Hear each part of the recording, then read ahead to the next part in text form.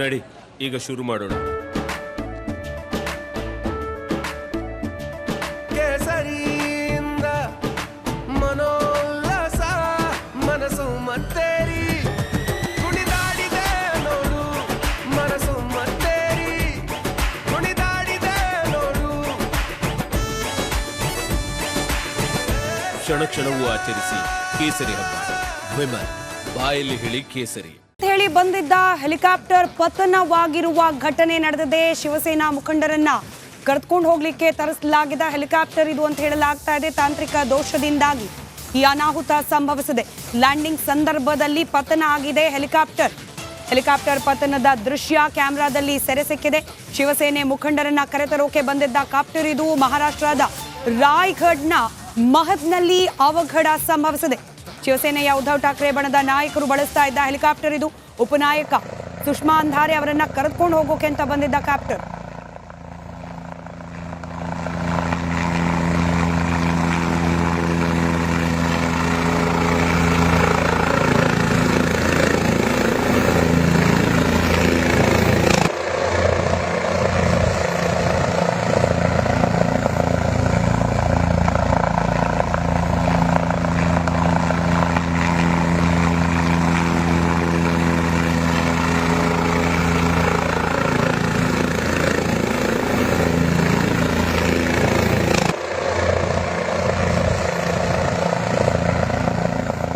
ದೃಶ್ಯದಲ್ಲಿ ಗಮನಿಸ್ತಾ ಇದ್ದೀರಿ, ಸುಷ್ಮಾ ಅವರನ್ನ ಕರ್ಕೊಂಡು ಹೋಗ್ಲಿಕ್ಕೆ ಅಂತ ಬಂದಿದ್ದ ಶಿವಸೇನೆಯ ಉದ್ಧವ್ ಠಾಕ್ರೆ ಬಣದ ಉಪನಾಯಕರಾದ ಅಂಧಾರೆ ಅವರನ್ನ ಕರೆದುಕೊಂಡು ಹೋಗೋಕೆ ಅಂತ ಬಂದಿದ್ದ ಕಾಪ್ಟರ್ ಇದು. ಲ್ಯಾಂಡಿಂಗ್ ಸಂದರ್ಭದಲ್ಲಿ ಹೆಲಿಕಾಪ್ಟರ್ ಪತನವಾಗಿರೋದು. ಪೈಲಟ್ ಅನ್ನ ಹೊರತುಪಡಿಸಿದ್ರೆ ಬೇರೆ ಯಾರು ಇರಲಿಲ್ಲ ಅಂತ ಮಾಹಿತಿ ಇದೆ.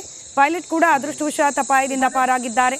ಹೆಲಿಪ್ಯಾಡ್ನ ಸಮೀಪದಲ್ಲೇ ಶಿವಸೇನೆ ಉದ್ಧವ್ ಠಾಕ್ರೆ ಬಣದ ಉಪನಾಯಕರು ಕೂಡ ಇದ್ರು. ಅವರದೇ ಹೆಲಿಕಾಪ್ಟರ್ನಲ್ಲಿ ಹೋಗಬೇಕಾಗಿತ್ತು, ಆದರೆ ತಾಂತ್ರಿಕ ದೋಷದಿಂದಾಗಿ ಹೀಗೆ ಆಗಿದೆ ಅನ್ನೋ ಮಾಹಿತಿ ಇದೆ. ಅದೃಷ್ಟವಶಾತ್ ಯಾವುದೇ ರೀತಿಯ ಪ್ರಾಣಹಾನಿ ಸಂಭವಿಸಿಲ್ಲ ಘಟನೆಯಲ್ಲಿ. ಇನ್ನು ಘಟನಾ ಸ್ಥಳಕ್ಕೆ ರಕ್ಷಣಾ ಸಿಬ್ಬಂದಿ ದೌಡಾಯಿಸಿದ್ದಾರೆ. ಪೈಲಟ್ನನ್ನ ಕೂಡ ರಕ್ಷಣೆ ಮಾಡಿದ್ದಾರೆ.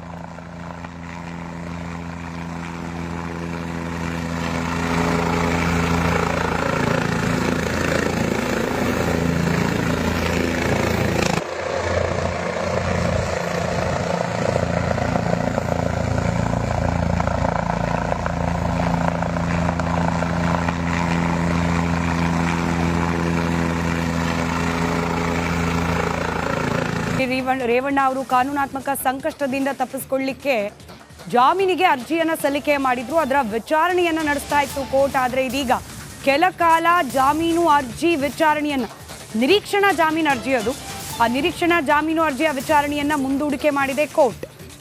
ಸರ್ಕಾರಿ ಅಭಿಯೋಜಕರಿಂದ ಆಕ್ಷೇಪಣೆ ಅರ್ಜಿ ಸಲ್ಲಿಕೆಯಾಗಿದೆ. ಕೆಲ ಕಾಲ ವಿಚಾರಣೆಯನ್ನು ಮುಂದೂಡಿದ್ದಾರೆ ನ್ಯಾಯಾಧೀಶರು. ನಿರೀಕ್ಷಣಾ ಜಾಮೀನು ಸಿಗುತ್ತಾ ಇಲ್ವಾ ಅನ್ನೋದು ಇವತ್ತು ಬಹುತೇಕ ನಿರ್ಧಾರ ಆಗುತ್ತೆ. ವಿಚಾರಣೆಯನ್ನ ಕೈಗೆತ್ತಿಕೊಂಡಿದೆ ಕೋರ್ಟ್. ಕೆಲ ಕಾಲ ವಿಚಾರಣೆಯನ್ನ ಸದ್ಯಕ್ಕೆ ಕಾಯ್ದಿರಿಸಿದ್ದಾರೆ ನ್ಯಾಯಾಧೀಶರು.